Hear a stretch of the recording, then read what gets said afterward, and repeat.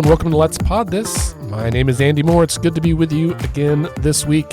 We're back in the studio for one of the first podcasts we've done, I think, here in the studio in a long time. It's been an eventful few weeks since the legislative session ended. Golly, what a doozy. What a doozy. I know we had a wrap up in our last episode with Senator Julia Kurt, which I thought was illuminating. We got a lot of good feedback, so thanks, listeners who reached out and shared insights, reflections, whatever, about that episode. Please always feel free to reach out with future, comments, concerns, complaints, whatever. It's good. It's helpful to us.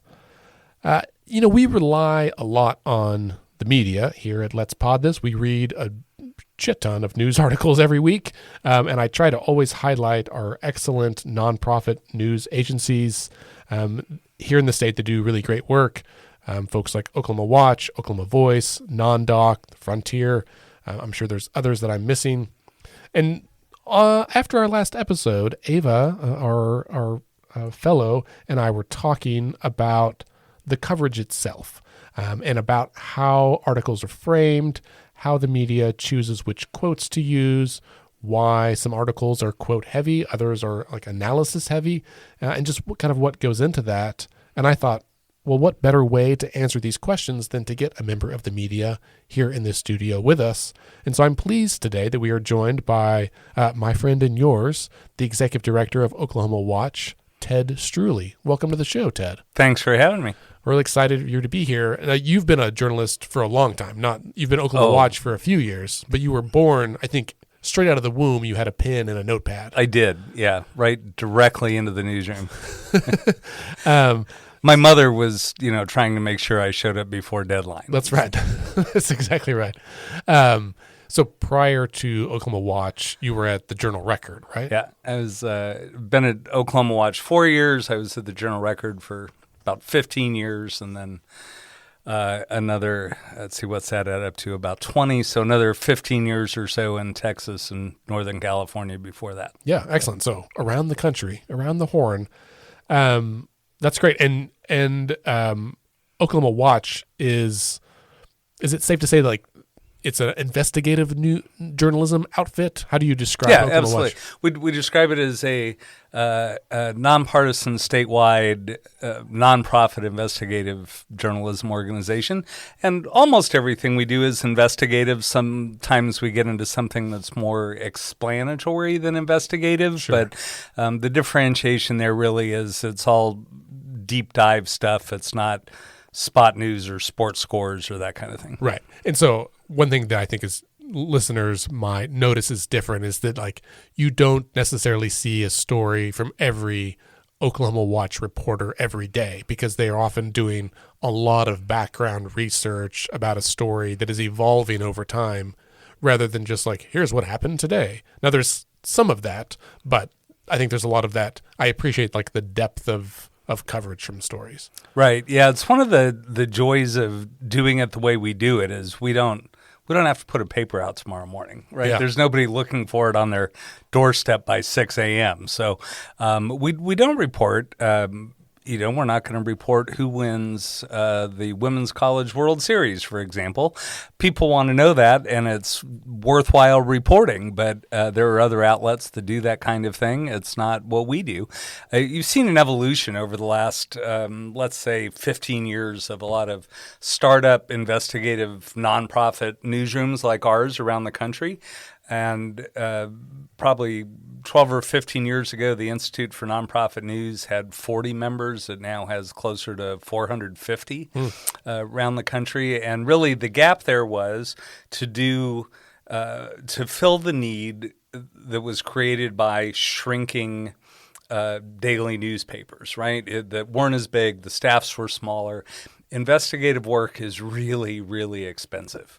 It takes a lot of time to produce a single story. And if you were trying to fill up a whole newspaper with that stuff every day, you'd be bankrupt in a heartbeat because you'd have to have 8,000 reporters in your newsroom because every story takes weeks or months or longer to produce.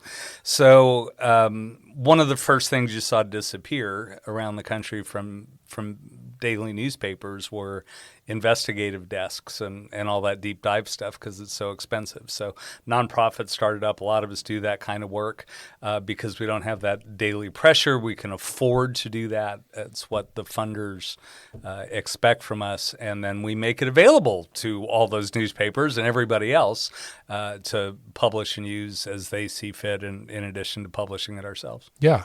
I think I'm really glad you shared that because that's an important shift in like how the media covers even politics, right? That there's that a lot of the, legacy traditional media outlets that have deadlines at 4 p.m. a day or whatever, like must write a story for that day or produce it, especially TV news is a huge example, right? Like they've got sharp deadlines they have to hit about what happened. And that necessarily means they don't have time to like tell the whole story as much as probably consumers would like. Sometimes it's just a couple of quick sound bites and then they're on because they've got to get to the weather and the sports and whatever else from that day.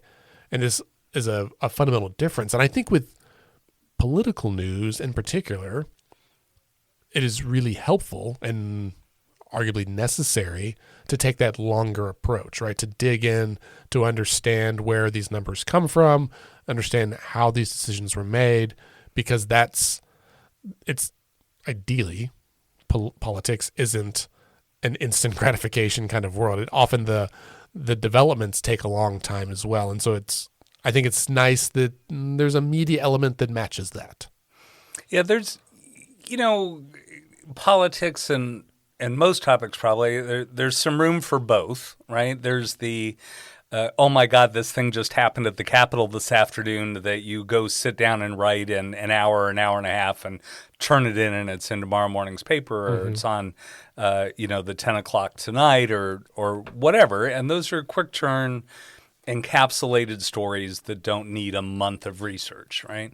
And they have value, but for the stories that really explain what's going on and what's behind it and who the players are and how it's going to affect people long term and, competing bills and things like that, those are stories that you can't do in an hour with 2 phone calls that, right. You got to spend a lot of time on and you got to have the right sources to be able to generate those kinds of pieces. Yeah. Let's talk a little bit about, I don't know, we'll say not just the role, but like the responsibility of the media in reporting the news. And we'll certainly talk about this, particularly in terms of politics, because that's what we do here.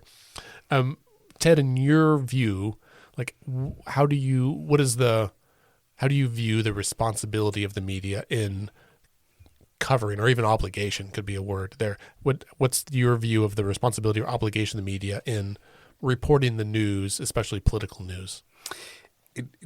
Political news is really the origins of the whole business, right? So if I'll give you the 30-second version of my Rotary Club speech, that the history of the industry has kind of come full circle, which I think is worth maybe mentioning, right? So you've perhaps heard of the industry referred to as the Fourth Estate, right? And where that came from was medieval Europe, right? You had 3 estates of the realm, right? You had the commoners, the nobility, and the clergy, right? Were the 3 estates of the realm. And as things developed and England in particular started to form government, they sort of copied that. And so the lords became the House of Lords, the commoners became the House of Commons, and sort of the clergy kind of became the executive branch, right? Okay. And then, of course, we carried that idea over here with the 3 branches of government. And where the Fourth Estate name comes from is there was an English writer hanging out at Parliament in the 1770-somethings who made a comment about the power of the 3 branches of government, or the 3 estates of the realm, and then said, but the branch that has more power than they all is the Fourth Estate up there in the gallery. Right, and was talking about the press that was there to cover the goings on of Parliament, right? So we brought that idea over here where the news industry's original function was to be a government watchdog, right? That the whole idea was to make sure that the people you elected did what you elected them to do, that they were spending your tax money appropriately, that they were behaving in the way you expected them to behave when you put them on the payroll. Readers didn't have time to go sit in Congress or Parliament and see for themselves. So members of the press go watch what they're doing and report back to readers what their government is up to. That's the whole idea of a government buy-in for the people, right? And as newspapers grew over the next 150 years, more advertising, more readers, government only does so much in a day. So we had to fill those papers up with something, right? So we got sports scores and stock tables and gardening tips and advice columns, yada, yada. And now as papers have shrunk a little bit, and you see this wave back to really hanging on to that core watchdog coverage and reporting on what the government is doing. That's interesting. I didn't know that whole history. I honestly have always wondered what the history of the Fourth Estate label was. I'm glad you shared.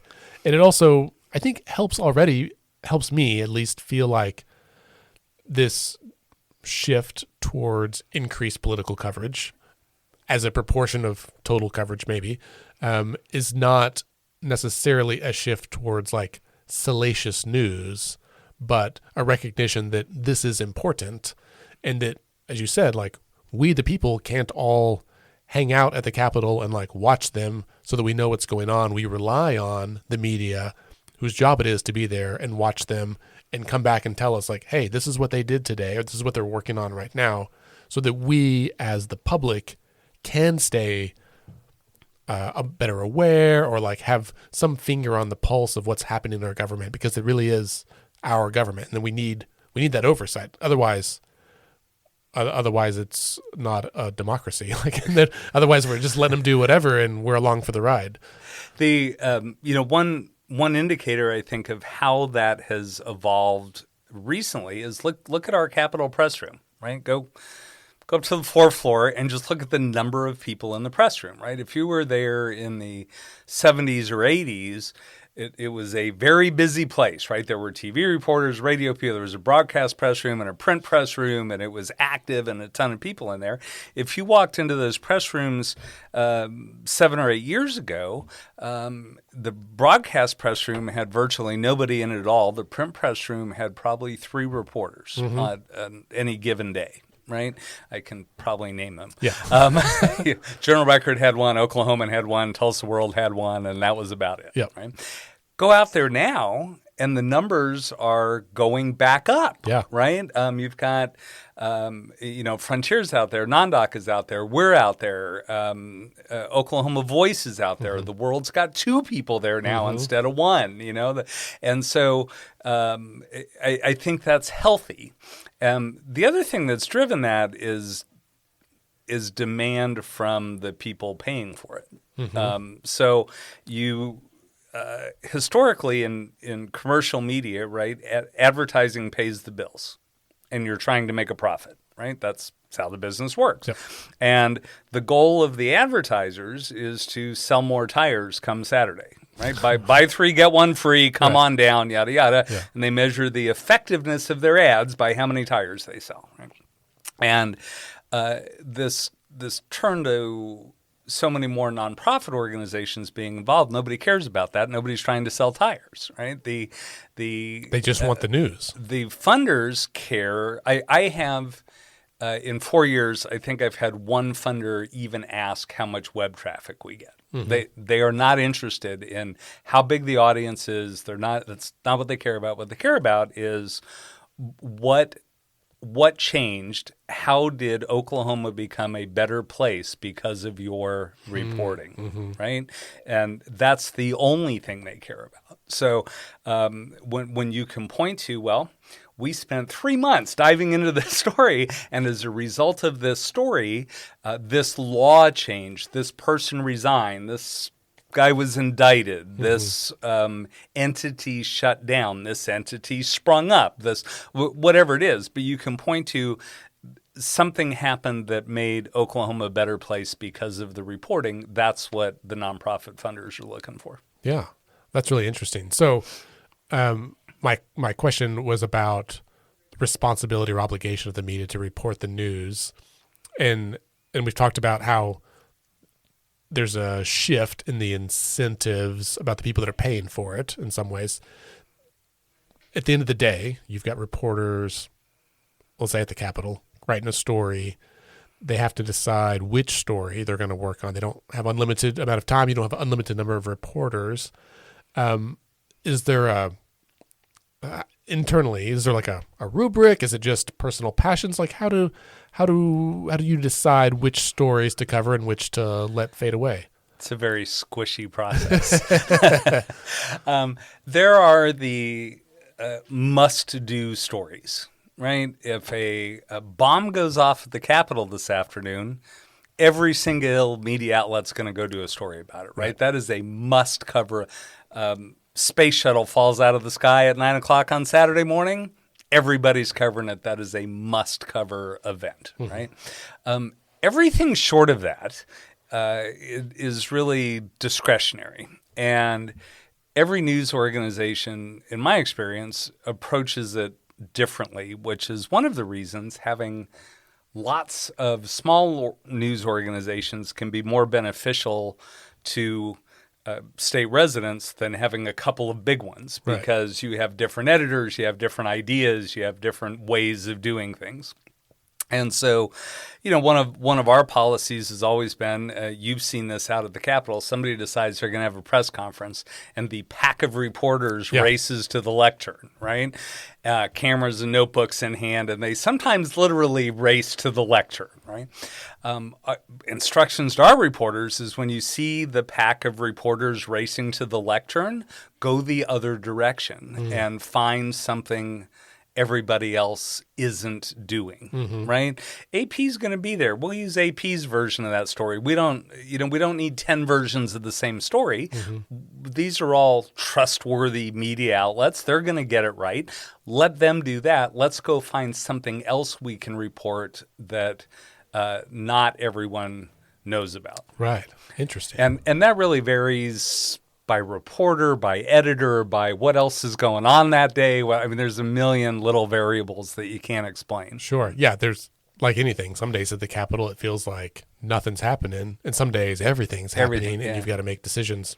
Personal passion, which you mentioned, plays a role. I always feel as an editor, like I get much better stories from reporters who are pursuing something they are personally interested in than if they just get told, go cover this. Right. So if they're on a topic that they are really intellectually curious about, they put more into it, and the story you get back is better than something they didn't care about. So given two story choices of, say, equal news value, I would much rather the reporter go cover the one he's interested in. Sure.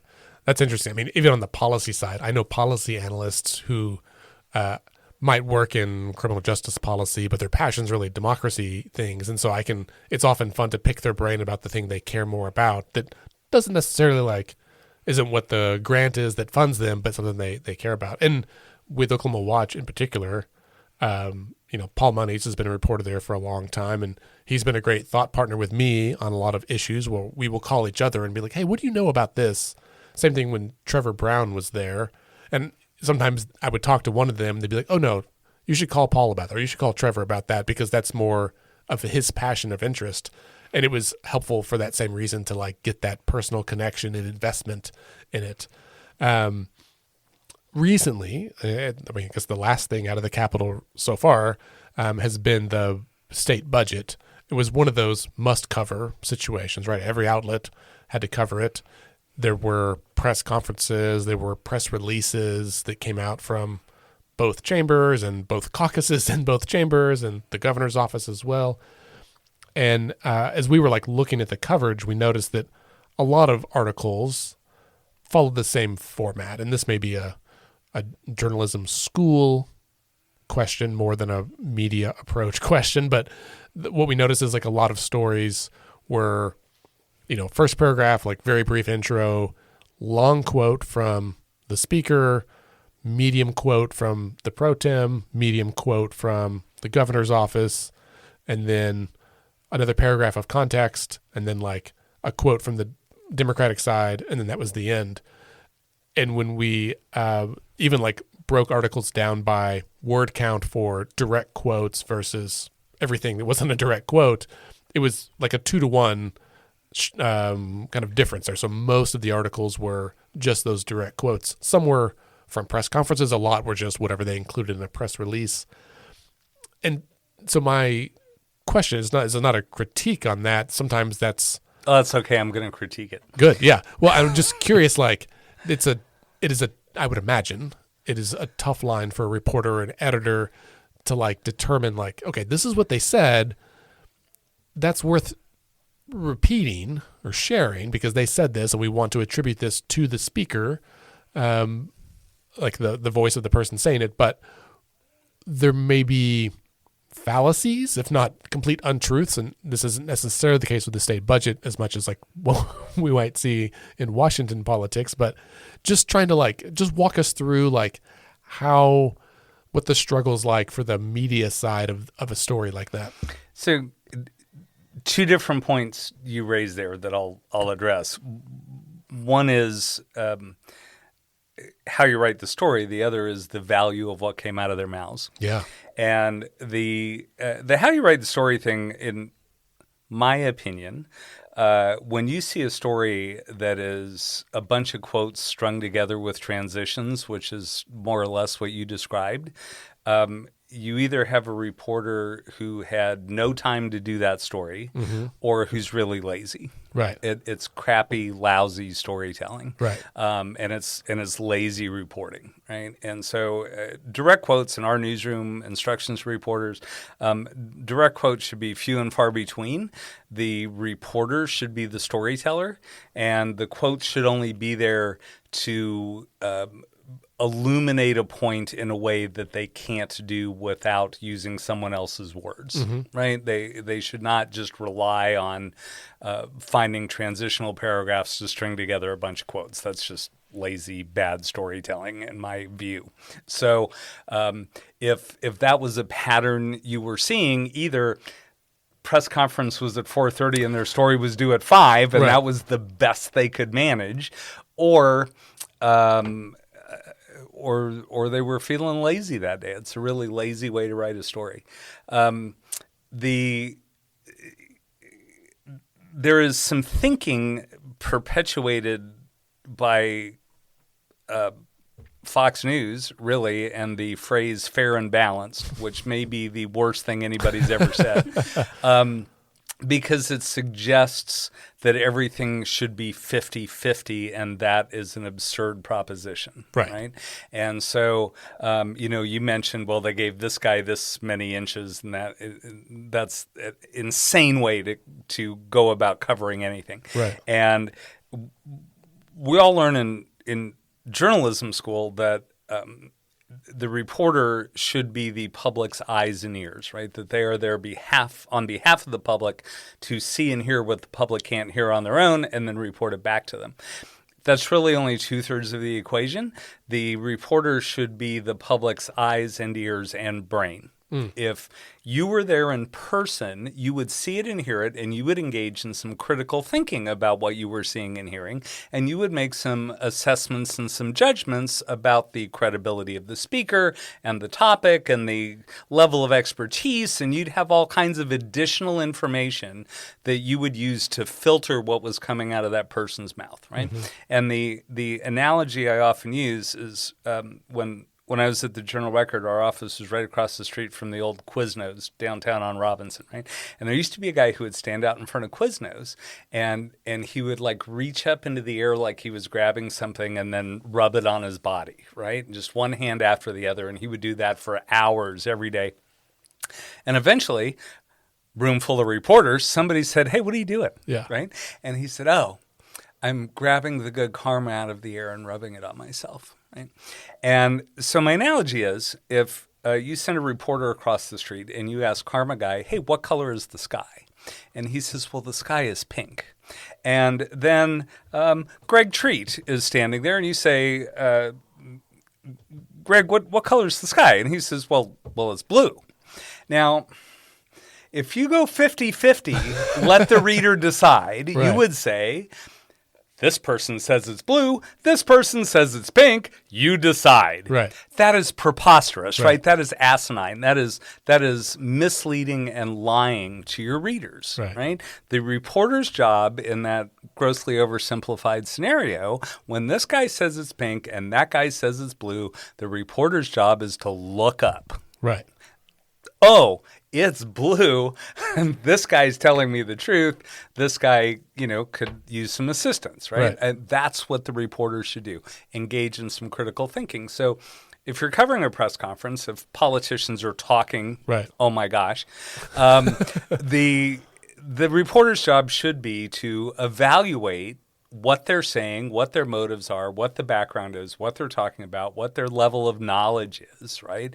And select the quotes from that are directly applicable to the story that give the reader greater insight, not just write down everything they said and print it. Right. Right. And I would to go back, I would imagine with the budget, like it was in the afternoon, like everyone's trying to get out a story for that day because it just happened.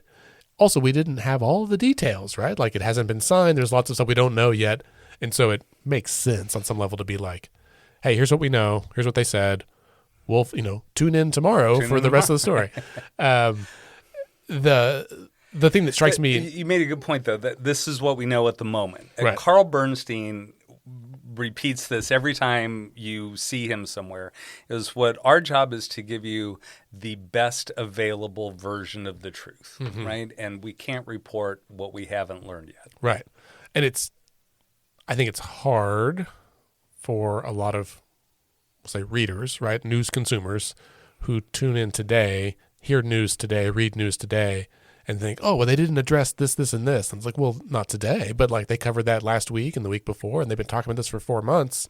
And if you only happen to read the news today and then not for 4 months, that's not the reporter's fault that you didn't get the whole story, because you can't like possibly write the whole story of, let's say, the state budget evolution in one article.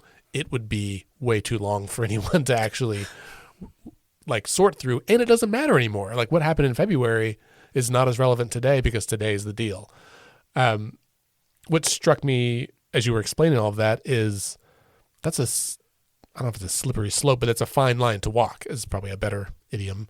I don't know if that's an idiom, turn of phrase. That if the reporter is helping the public to think, this is like where the criticism enters the story, right? As people are always like, yeah, but they don't have my brain. Like they don't think the way that I think. And you're like, well, no. On the other hand, they probably have a much deeper understanding of the subject than you do because they cover it all day, every day. Right. Yeah. And they have to learn it to have context of like, does this make sense? Does this fit in with everything else? I would imagine then also like how a story is presented, like what context is shared, what quotes are shared, what data points are included, affects people's perception of the fair and balancedness of news coverage, right? That they will say, oh, well, these numbers are bunk, or you didn't address this thing or something else. How do you, and those, I would imagine those emails come to you rather than the reporter, although I'm sure everyone gets their fair share, but how do you handle that? There's times that they're wrong. There's times they're right. What do you do on both of those? Our job, as once in a while you get asked to go talk to the journalism class, right? And one of there's two lines I always use in that. One is, we have the easiest job in the world. Show up every day and tell the truth, right? That's all you're expected to do. Show up and tell the truth. If this guy's lying and you know he's lying, say he's lying. If this guy's telling the truth, you know he's telling the truth, say that. Doesn't matter what party they belong to. Doesn't matter how long they've been in office. Doesn't matter if they're male or female or non-binary or nobody cares, right? If if you know this to be true and you know that to be false, that's what you write, right? And that's really all that matters. Now, if you're a big fan of the guy who wasn't telling the truth, and we pointed out that he wasn't telling the truth, we might get an angry email from you. That doesn't mean we were wrong, you know. And tomorrow it might be the other way around. You know, maybe your guy is the guy making a great point, and somebody else is trying to fudge the numbers. That's what we're going to say tomorrow.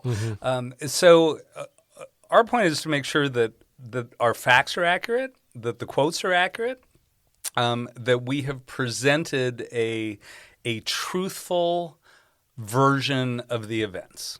Right? We're not going to write about which side your hair was parted on or what color shirt you were wearing, right? We're not. But our job is to present a truthful version of the events to the best of our ability with the information we have available at the time. If we do that, and an editor's job is to challenge the reporters to make sure that all those holes are plugged, right? Well, what about this? Why didn't you mention this? Right? All that happens before that story ever sees the light of day. And if we've done our jobs properly, then when you call me and challenge it, I'm happy to talk to you, but I can defend it. I can say, well, we asked him that, and he wouldn't answer. That's why it's not in there, right? We asked him what color the sky was, and he started talking about deforestation. So there was no point in including that in the story. He refused to answer the question, right? So if we've done our job, it's the best version of the truth we can give you, and we can defend what we wrote. The other line that I use with the J School students is, the best book ever written for journalists was written for 6-year-olds, because somebody has to be willing to just stand back and point and say the emperor's not wearing any clothes, and that's really what our job is. Yeah. I'm not a journalist, but I remember a day in 2016, 17, 18, somewhere in there, budget crisis time for the state, where they were having dueling press conferences, right, in the Blue Room, back and forth, and I had taken the day off work, and I went up there to witness the spectacle and make a video in the parking lot about the spectacle. And I had tweeted direct quotes from both parties, right? It was like the Republicans did theirs, then the Democrats did theirs, and I said, like, this leader said this later.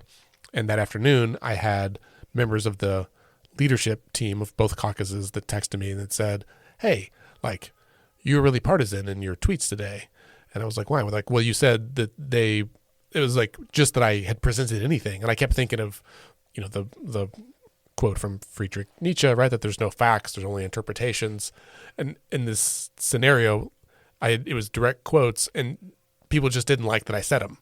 And I was like, yeah, it happens every day. Yeah. And so I reached out to a member of the media who's been around for a long time, and he said, if both sides are mad at you, you're probably doing the right thing. Absolutely. Like, yeah, okay. That was very comforting. It didn't make me feel any easier, but I feel like I was doing the right thing in the long run, right? It was like, this is what they said, and like, if you don't like what you said, then you shouldn't have said it, but that's the way it goes. So, like, you gave the example of, if you ask a question about the color of the sky and he says it's forestation, then you don't include that. Sometimes people are watching at home or reading coverage afterwards, and just like screaming at the computer screen, like, ask him about X. And sometimes there is like an obvious burning question. I never do that, by the way. Never. Not. I yelled at my radio in the car. Yeah. But because you want to hear that person's answer, right? And I can remember this, like during COVID in particular, there were questions that someone who had worked in infectious diseases for a decade, wanted someone to ask, and they wouldn't. And sometimes I would reach out to a reporter and be like, hey, could you think about asking this? And I got a myriad of responses. So I'm just going to ask you, like, sometimes there's an obvious, doozy of a question that someone could ask, should ask, but it isn't. And why not? Is it because the reporter might be aware that asking that would lead to blowback that would inhibit their ability to do their job in the future? Oh, not that I've ever seen. It is, that's one of those questions that when I hear it, almost, it sort of wobbles on the edge of conspiracy theory, right? That somebody's consciously making a decision to not ask this question because this other thing might happen. It's way more likely that we're just not bright enough to ask the question. That's really the far more likely scenario. It just didn't occur to us. Right. Because you're thinking about something else. Or you're, oh my God, this guy, or whatever. My late father-in-law, who was a very smart man who, practiced law for more than 60 years and was very engaged and very involved, nonetheless, absolutely believed that what editors did all day was read every single story that came over the wire, selected the ones that made their candidates look most favorable, and then put those in the paper. Yes. Right? And which, if you've been in the business, is the most absurd thought you could possibly have, right? Because the real selection process is, my hole is 30 inches. How long is that story? Does it have art with it? Right. What is it? Whatever. We don't care who the candidate is, right? I run into that perception. We were chatting before we started recording. I ran into it this morning with an email from a reader who was absolutely convinced that I had an agenda about sports betting in Oklahoma and that I was serving as the mouthpiece for one of the tribes promoting this topic. I have never talked to a single tribe about sports betting ever in my life, right? I have no idea whatsoever. It was just I needed something to write for the newsletter, and that seemed like a reasonable topic for today. And so when people see stories or hear questions or don't see stories or don't hear questions that were important to them that they would have asked or that they would have liked to have read, there's a tendency to think, oh, he did this on purpose or she didn't do that intentionally, right? There was an intentional omission or that was intentional. I'm like, oh my God, if only we had the time to think it through like that, We often get asked by politicians, by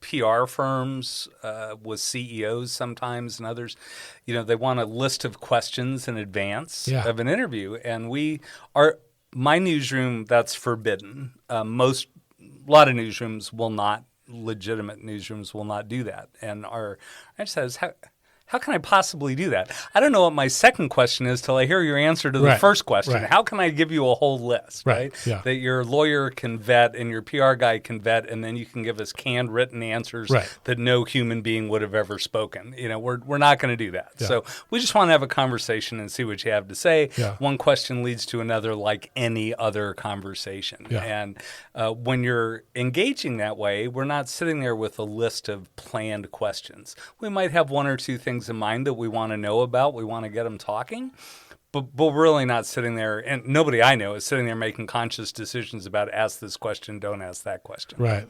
Yeah, that's interesting. No, and just to be clear, earlier we talked about Oklahoma Watch not publishing stories every day from all the reporters, but you write a newsletter every day, right? Called First Watch. I read it every morning with my coffee. And so when you came in talking about sports betting today, I was like, I remember reading that article this morning.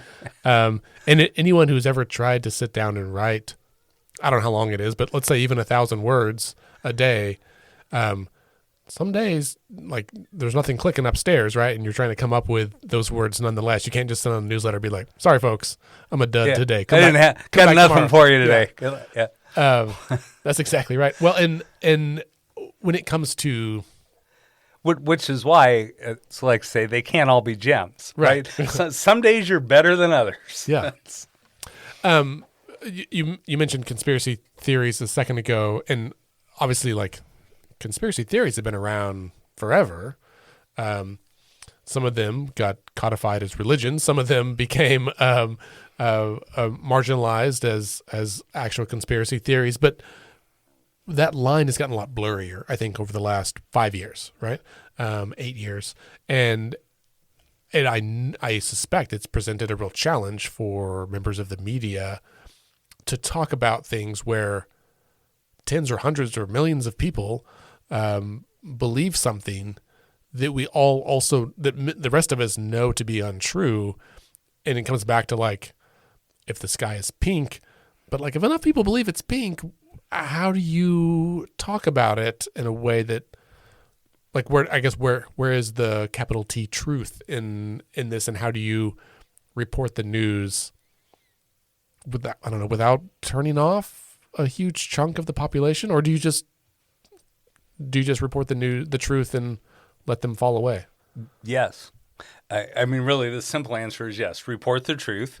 If they choose not to believe the truth, it's kind of their problem, right? I mean, the sun comes up in the east. We report the sun comes up in the east. If you were hell-bent on believing it comes up in the west, there is nothing I can do about that, right? One of the things that's happened, though, the more complex answer to that question, right, is that until 1984, I think it was, is when the Fairness Doctrine was rescinded. Sounds right. 84? Yeah. And so prior to 1984, the media was a much different landscape because you had in print, there were huge financial barriers to entry. If you wanted to be in mass media, if you wanted to be a newspaper guy, you had to have a lot of money. You had to buy typesetting equipment. You had to buy darkroom supplies. You had to buy a printing press. There was a lot of money involved if you wanted to launch a newspaper. Similarly, if you wanted to own a television station, cable TV was in its infancy. And so we were still dealing with broadcast licenses where there's only so much bandwidth, literal bandwidth available, and so many licenses available. So huge barrier to entry. You can only have a couple of stations in each market because of that, right? Similarly with radio, you can only have so many, and there's a limit, and you have to have a license. So you can't just wake up one day and decide you want to be in the business. There's a lot behind it, or there was.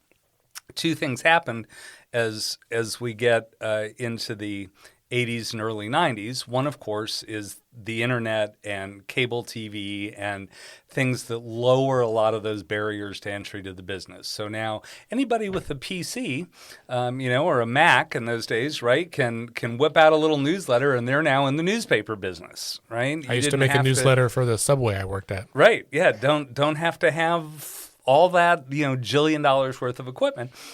But the other huge thing, and if you want to be on the radio, you no longer have to have a license from the FCC. You just get a microphone and talk on the internet, right? But the other really critical thing that happened that affected what you're talking about was the elimination of the Fairness Doctrine in 1984. Up until that time, for broadcast organizations, you had to give equal time to the opposing point of view. Mm-hmm. So if candidate A came on and said, the sun rises in the east, you had to let candidate B come on and say, no, the sun rises in the west, mm-hmm. right? You had to do that. And so it forced an even more equitable share of political views than news stations would have done on their own, although back then they were pretty darn equitable, Walter mm-hmm. Cronkite, right? And so then the first thing that happens is Roger Ayers invents Rush Limbaugh, right, and puts Rush on the air. First thing that happens after the Fairness Doctrine goes away, where you have a radio talk show host who can just say whatever he wants and doesn't have to give equal time to the other side to present their case or to present any facts, mm-hmm. right, that might contradict any of that. And that's really where we start to see the line between news and opinion start to blur, right? Mm-hmm. That's where it first starts to get a little fuzzy. Prior to that, clear as day. This is opinion, this is news, they don't mingle, right? And here we start to see opinion being presented as news, right?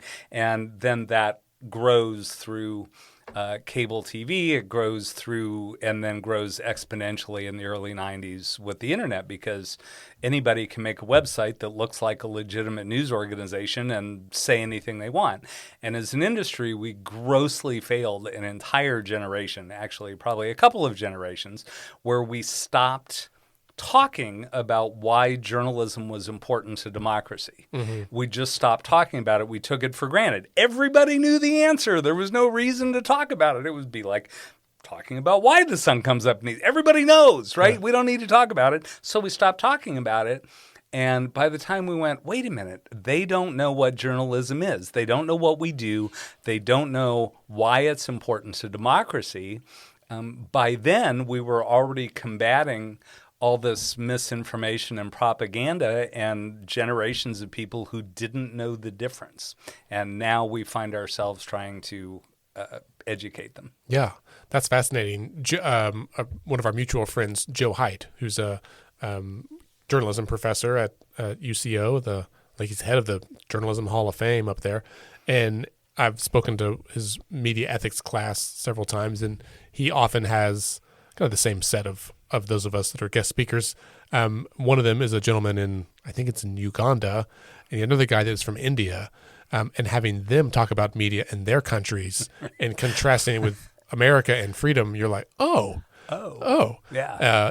In I forget which country it was, but the government owns the newspapers, and so if you they don't own the newspapers, but they are like the main ad buyer, and if they don't like your coverage, they won't buy ads, and tell everyone else not to as well. And so you can't survive unless you get ads from the government, unless you have to like report on what they like. And I was like, oh, well, that's not, everyone's like, well, that's not free and fair. And he's like, nope.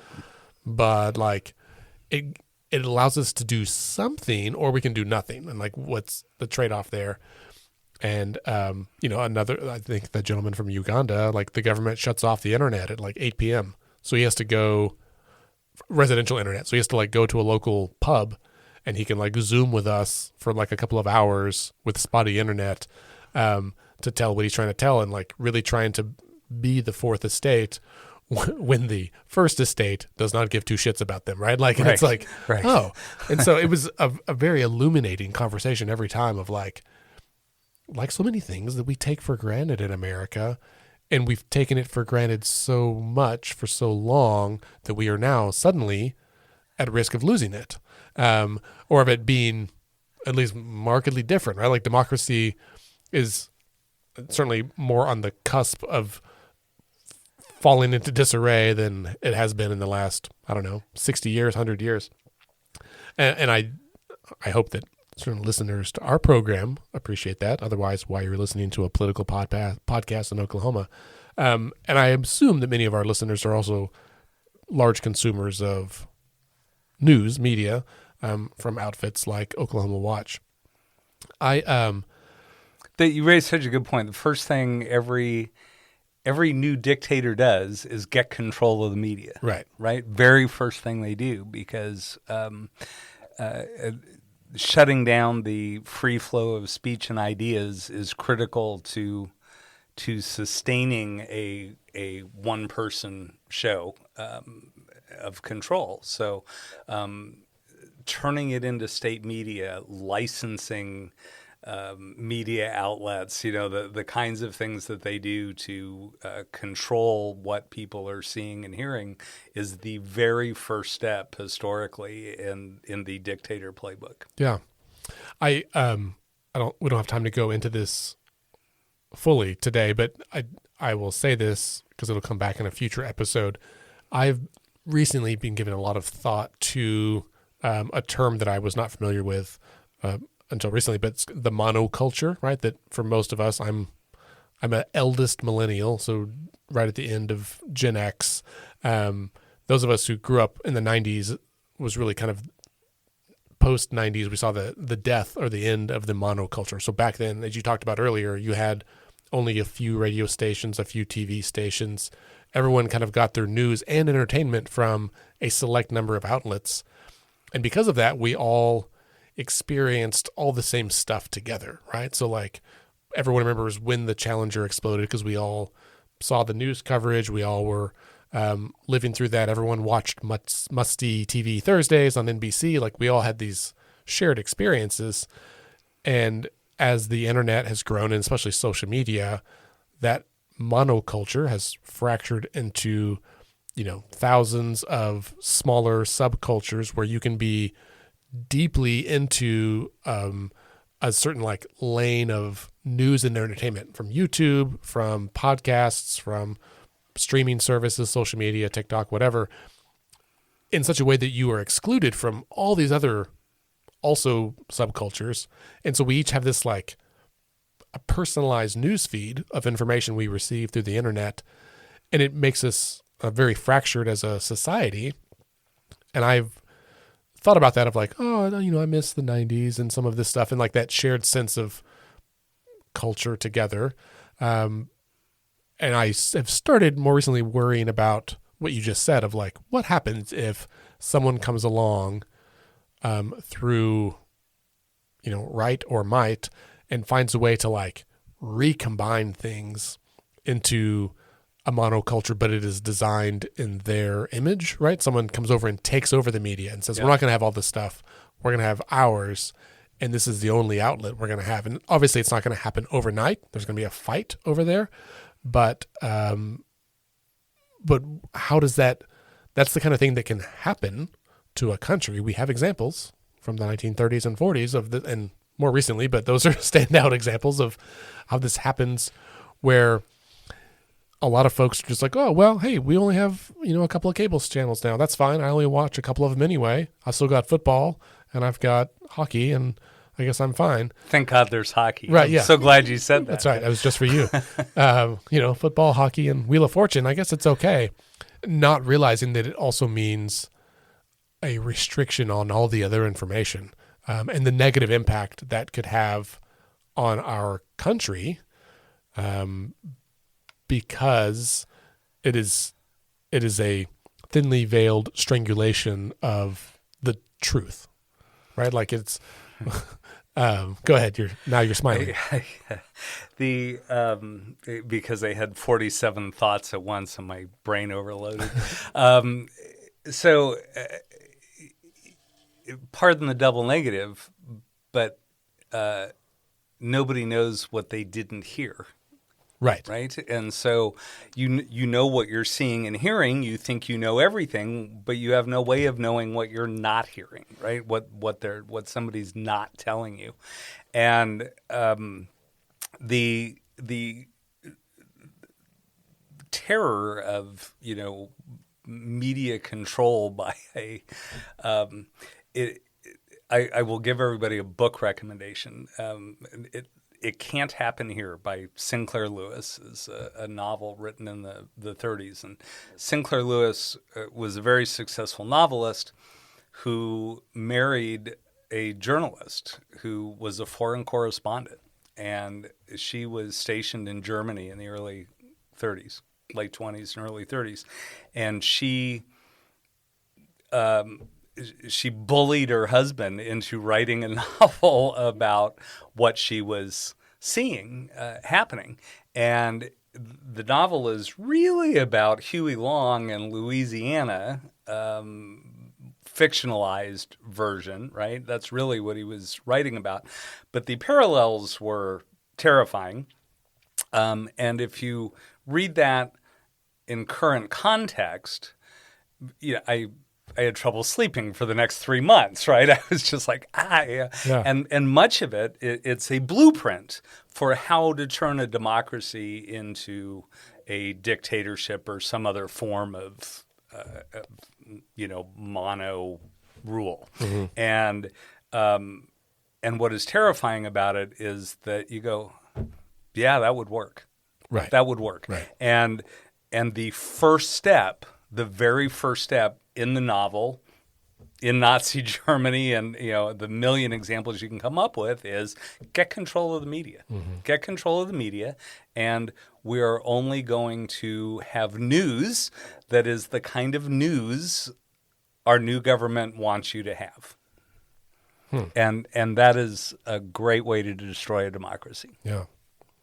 we may have a future where the internet led us to the brink of collapse, and somehow it remains the one thing that prevents that collapse at the same time, right? Like they would have to take control of the internet itself, which is not out of the realm of possibility, but it just seems like, oh, this is a razor's edge of where to be. On that happy note, we probably should wrap up for today. Listeners, read that book, Don't Sleep for a Few Days. That's Ted's recommendation. Ted Streuli from Oklahoma Watch, thanks so much for being here today. Thanks for having me. It was fun. Listeners, thank you for being here as well, as always. It's summertime. It's hot out. We are registering voters left and right, and we need your help. Please go to our website, go to letsfixthis.org, click on Get Involved, and look at the list. We've got events, at least one every month for the rest of the year, and we're adding more all the time. Please, please, please find a time to come out for a few hours and help us register voters. This is another way, a key way, that we can sustain, protect, strengthen, defend, renovate our democracy, all of these good things. And we need you to help us get more people. We can make this happen. As we say every week, right? Decisions are made by those who show up. This is your chance to show up. We'll see you next week.